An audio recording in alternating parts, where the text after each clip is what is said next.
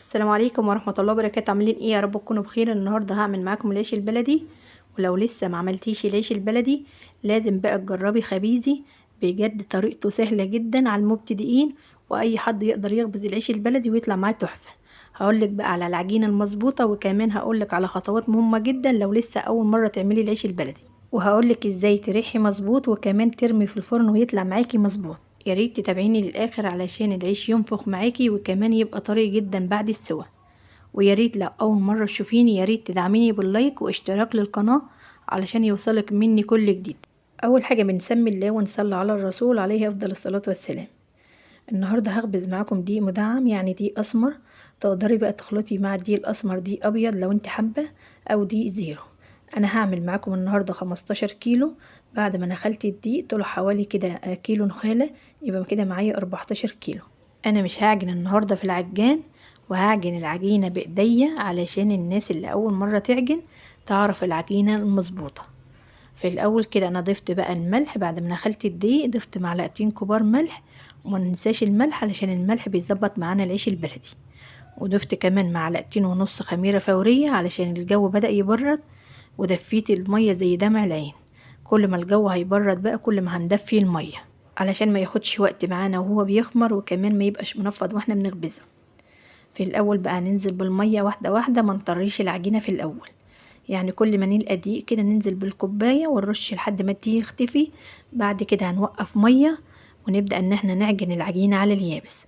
كل بقى ما نلت العجينه على اليابس ونرجع نطريها واحده واحده، العجينه بقى هتظبط معانا من اول مره.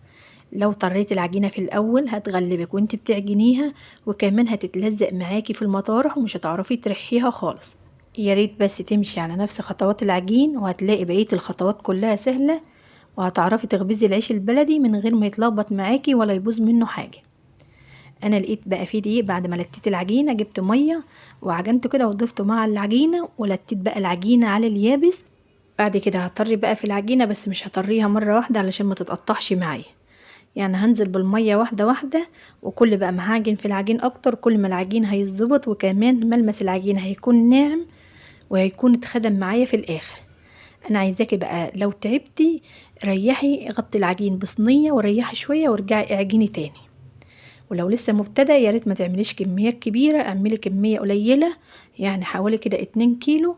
ولو ظبط معاكي تقدري بقى تعملي الكميات اللي انت عايزاها. ال2 كيلو هتضيفي لهم بقى معلقه خميره، يعني حوالي كده 10 جرام علشان ما يطولوش معاكي. الكميه القليله بنظبط الخميره علشان ما تطولش، وكمان علشان هي بتخلص على طول. الكمية الكبيرة ممكن تاخد معاكي قد الكمية القليلة في الخميرة. وبعد كده تعجني العجينة تمشي على نفس بس خطوات العجين. شايفين العجينة؟ اللهم بارك، كل ما اتخدمت كل ما هتبقى تحفة.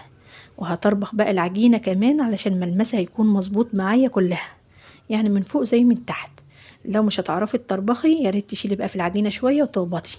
لو العجين مزغمد معاكي او مكلكع، الخطوة دي هتفك معاكي الزغمدة وهتخلي العجين كله ملمسه واحد. وكمان لو بيزغمد معاكي على طول او بيكلكع معاكي وانت بتعجنيه، هقولك بقى ان انت بتعجني العجينة جامد على اليابس قوي في الاول، وبعد كده بتيجي تفكيها مرة واحدة كده هيزغمد معاكي. يا ريت بقى تمشي على نفس خطوات العجين، وعلشان تعرفي العجينة مظبوطة ولا لا قطعي رغيف وحطيه على وش العجين. الاختبار ده هيعرفك العجينة مظبوطة ولا لا. لو صرح معاكي جامد تبقى كده العجينة طرية، لو حطيتيه وما صرحش خالص يبقى كده لسه العجينة يابسة وعايزة مية. لو صرح معاكي على بسيط يبقى كده العجينة مظبوطة. هتقومي بقى تغطيها وتسيبيها لما تخمر. هعلم بقى الطشت علشان هشوف العجين هيطلع معايا ولا لا، وهغطيه بقى بالصينية. وبعد ساعة ونص شفت العجين لقيته اللهم بارك عمل معايا فقاعات، وكمان جه للعلامة اللي انا علمتها. قمت بقى على طول رشيت النخالة، فرشت ملاية على الارض ورشيت عليها النخالة. لو انتي هتقطعي في صواني ولسه مبتدأ يا ريت تعملي صينية او 2، ولما تخبزيهم هتقومي بقى تطفي الفرن وتقطعي بقية العجين. اللهم صل وسلم وبارك على سيدنا محمد وعلى ال سيدنا محمد. يا ريت لو لسه بتشوفيني يا ريت تدعميني بلايك جميل منك. يلا بقى حطوا لايك وتعالوا نكمل مع بعض بقية الخطوات. انا هقطع بزيت وهوسع بيد عن بعضه، وهعمل حجم الرغيف على حسب المطارح اللي عندي.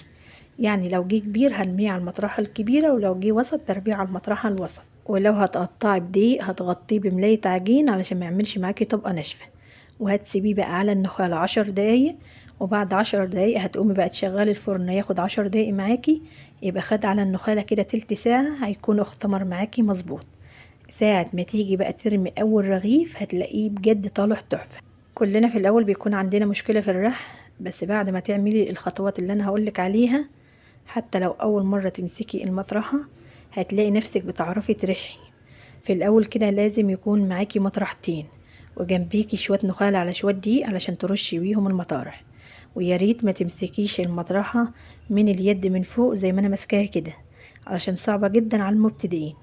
امسكيها بقى كده من تحت اليد ولف الرغيف، هتلاقي بقى الرغيف بيلف معاكي مش المطرحة، وهتلاقي الرغيف اوسع معاكي وكمان مش تحتيه نخالة خالص. وقبل ما ترمي في الفرن شوفي المطرحة الرغيف طالع براها ولا لا علشان ما يتلخبطش معاكي. ولو على طول بترميه في الفرن وبيتلخبط معاكي، قبل ما ترمي وطي الشعل شوية علشان ممكن يكون النار هي اللي بتلخبط معاكي الرغيف. وعودي على حاجة عالية وابعدي عن الفرن شوية، ودخلي المطرحة وبعد كده ارمي واسحبي ايدك على طول. ان شاء الله هتعرفي ترمي وهيطلع معاكي تحفة. اللهم بارك، من اول رغيف رميته نفخ وكمان بجد طالع تحفة. وكمان مفيهوش نفطة. انا هكمل بقى السوا على كده. لو لقيتيه بقى فيه نفطة اصبري عليه شوية وارجعي اخبزي تاني. النفطة اللي هي بتخلي سمك الرغيف تخين قوي من تحت ومن فوق بيكون شفاف. بجد العيش البلدي سهل جدا وهتجربيه بنفسك، بس مش على نفس الخطوات. واهم حاجة تظبطي العجينة علشان بقية الخطوات هتكون سهلة جدا معاكي. لو العجينة طرية هتغلبك جدا وهتتلزق معاكي على المطارح، ولو العجينة يابسة العيش هيطلع مجلد ومش هتعرفي ترحيها وهتكون صعبة جدا في الرح. لو العجينة في الوسط هتلاقي بقى العيش كله طالع معاكي تحفة. طب لو العجينة ساحت معاكي وملهاش عرق خالص وبتتلزق معاكي على المطارح، ولقيتي العجينة طرية، هقولك ما تخبزيش، هتوقفي خبيز وتطفي الفرن، وبعد كده هتلمي اللي على النخالة هترحيه تاني وترجعيه الطشت او الحلة اللي انت عاجنة فيها، وبعد كده بطبق دقيق وهتيبسي العجينة واحدة واحدة وتلتيها حلو، وبعد كده هتغطيها وتسيبيها نص ساعة. بعد نص ساعة هتقطعيه وهتسيبيه على النخالة يخمر، وان شاء الله هتشغلي الفرن وهتخبزي من اول رغيف بقى هتلاقيه ظبط معاكي. ده لو العجينة ملهاش عرق وساحت معاكي وانت بتخبزي واضطرت، هتقومي بقى تظبطي العجينة. اما لو مشيتي على نفس خطوات العجين ان شاء الله مش هتحتاجي خالص ان انت تظبطي العجينة وانت بتخبزي. العيش هيطلع معاكي تحفة، واول ما الفرن هيسخن العيش هينفخ معاكي وهيبقى طري جدا بعد السوا. اللهم بارك، التسوية من فوق ومن تحت بجد تحفة، ومفيش ولا رغيف باظ مني خالص. العيش البلدي سهل جدا واي حد يقدر يعمله. انا كده خلصت الكمية، هقطعها واشيلها في اكياس وافرزها، وكل ما احتاج منها هطلع منها. بتمنى بقى ان يكون شرحي بسيط، واتمنى تعملي بلايك واشتراك للقناة، واستناني في